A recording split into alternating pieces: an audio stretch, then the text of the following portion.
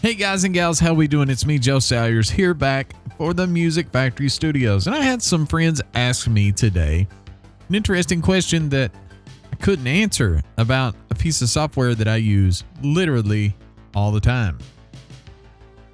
So, as many of you know, I use Amplitube, whether it's on the Mac or the iPad, live. And someone said, that's great and all, but I use Shimmer Reverb. I would use this, but I can't, it doesn't have a Shimmer Reverb. I thought, wait a minute, that's gotta be possible, because I have yet to run across anything that I really couldn't do with Amplitube that I could do with basic hardware. Now, there are some esoteric kind of effects out there, but it's pretty easy to mimic those. So I went on a deep dive here and thought, could I make a Shimmer Reverb in Amplitube? Well, the answer was yes, but it took me a few minutes to get the routing kind of correct. So what you have to do, up here at the top left-hand corner, there are 8 buttons, and each one of these reroutes the audio in different ways. As you can see in this diagram up here at the top, from the tuner to the stomp boxes, to the amp, to the cab, to the rack units. Now this one goes from the stomps to the amp head to the inserts, which would be like your send returns on the amplifier here, which I have nothing in, into 2 separate cab setups and a rack on each cab. So basically what I did was I kept the same cab, same microphone setup basically, and I changed some stuff in the racks. Now, my normal rack here for the dry signal is, I basically have a tape echo and the Turk.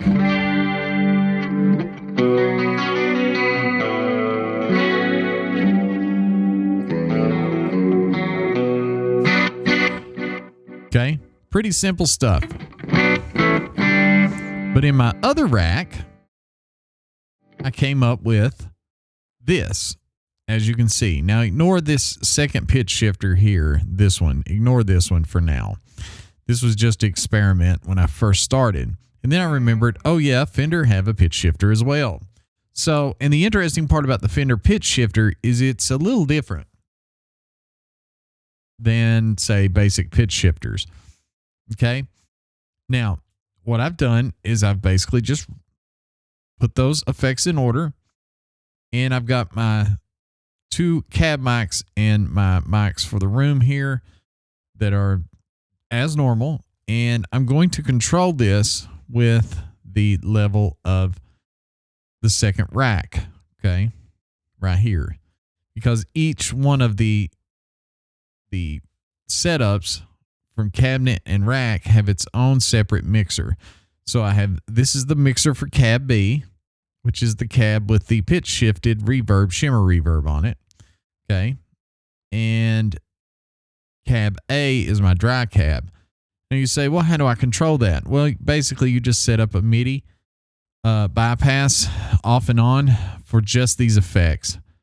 So you would basically have these on or off. You can actually MIDI control this stuff as well. So it's pretty handy to be able to turn off things, turn them off and on as you need to. So if you got an iRig Blueboard or some other MIDI controller, it can be done pretty easily. So basically,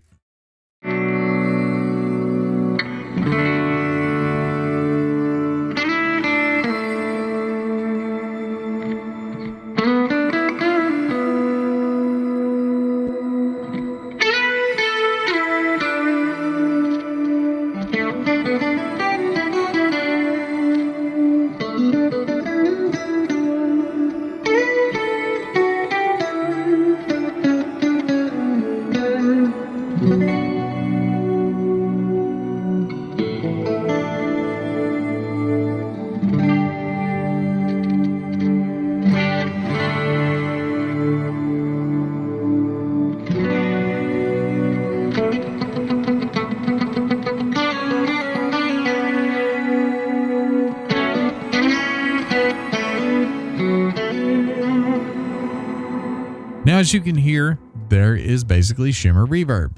Now, here's a couple interesting things about the Fender pitch shifter, okay? We'll listen to it by itself. I didn't have the triangle chorus on. When I do use it, I do like to have this triangle chorus added to it. That way it makes the pitch wider than the guitar.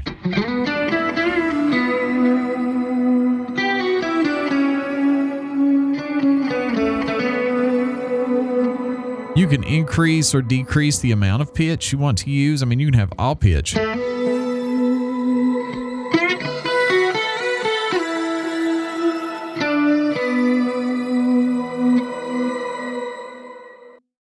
So you can hear the pitch is kind of fluttering. So let's turn down our dry cab for a moment and go back to our pitch effects here.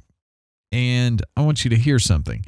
It has a feedback and a pre-delay, but the pre-delay isn't really pre-delay. It's just delay. So the sounds may become high pitched. So if you have headphones on, you may want to turn them down. So if I hit a single note,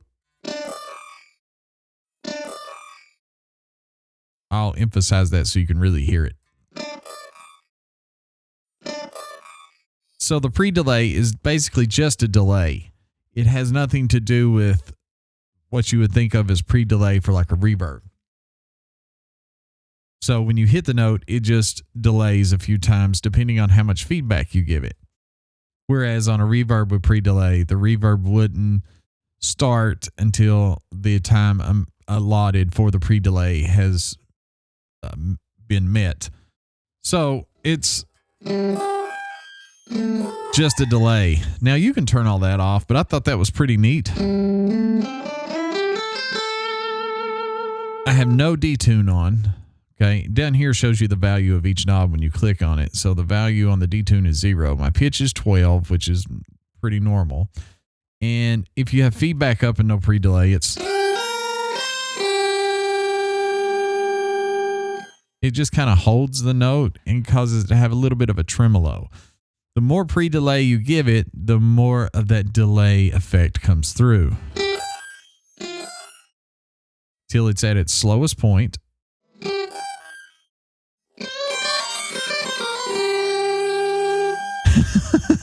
God, that's kind of corny sounding when it's just by itself.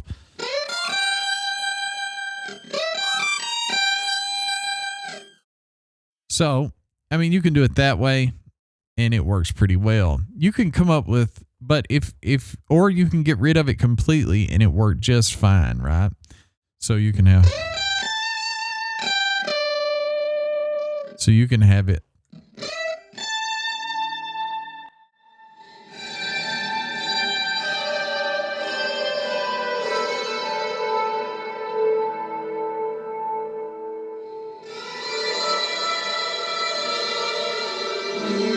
Sorry, I hit a bad note there. Trying to record these videos live while playing guitar is kind of weird. But as you can see, it can be done in multiple different ways. Now, if you don't have the Fender pitch shift, you can use the regular pitch shifter that comes for free with Amplitube.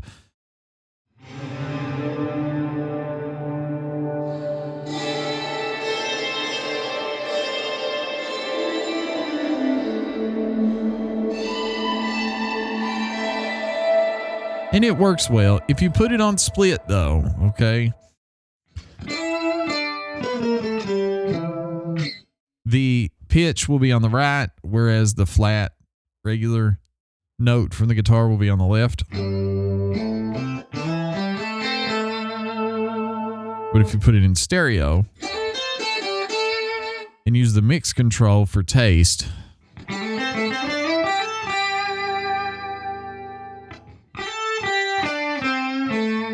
the problem is the pitch happens at the exact same time as the guitar note. Some people like it to come after or to swell into it, and that's where the Fender pitch shifter comes in. It kind of does that,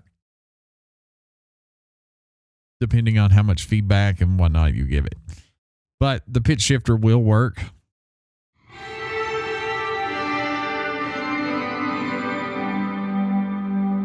Which is really nice. And then you can just mix those two to taste how much ever you want of the dry signal and the affected pitch shifted shimmer reverb.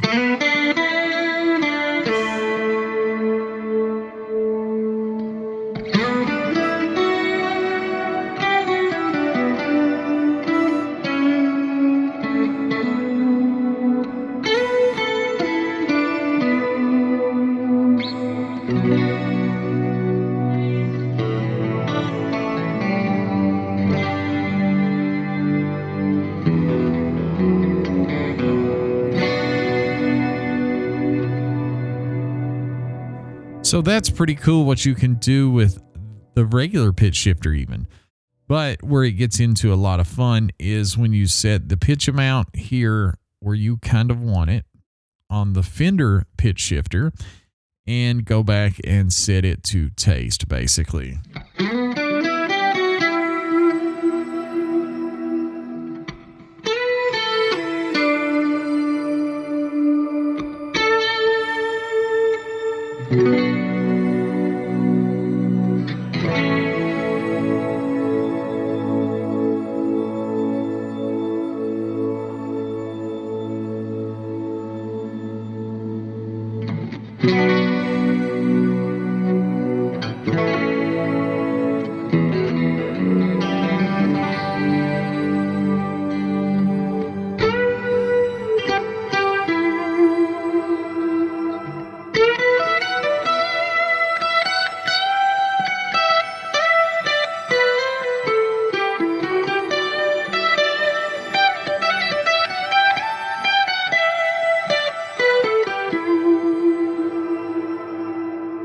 And there you have Shimmer Reverb in Amplitube.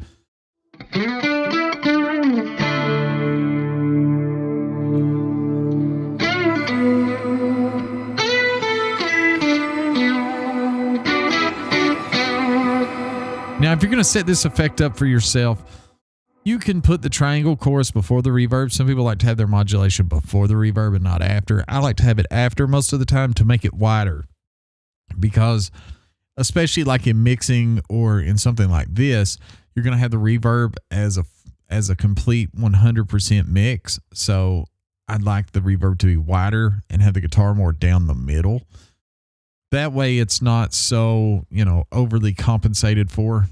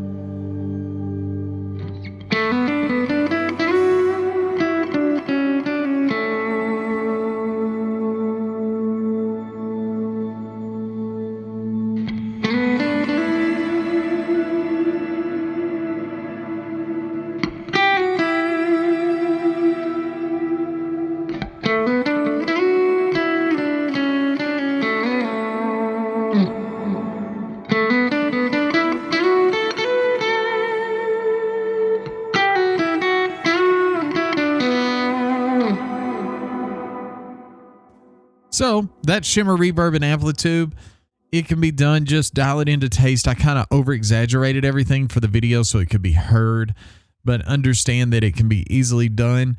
The one thing it doesn't play well with, and that's just normally, no matter if you're doing it in the analog domain or with a plugin, is distortion doesn't really work that well with it. It works, but it's not something I would say for people to do.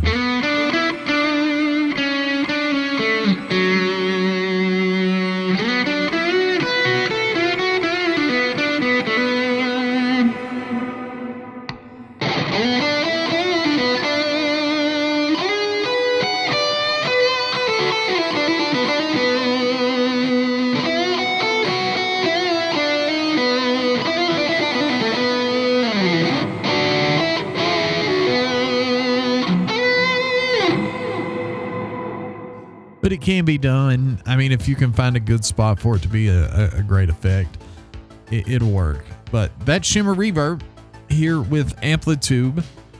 If you enjoyed this, give it a thumbs up. If you'd like to see more stuff like this, let me know in the comments below. Have a great day, y'all, and we'll see you next time here at the Music Factory Studios. Subscribe. Like this. Have a great day, y'all. See you next time.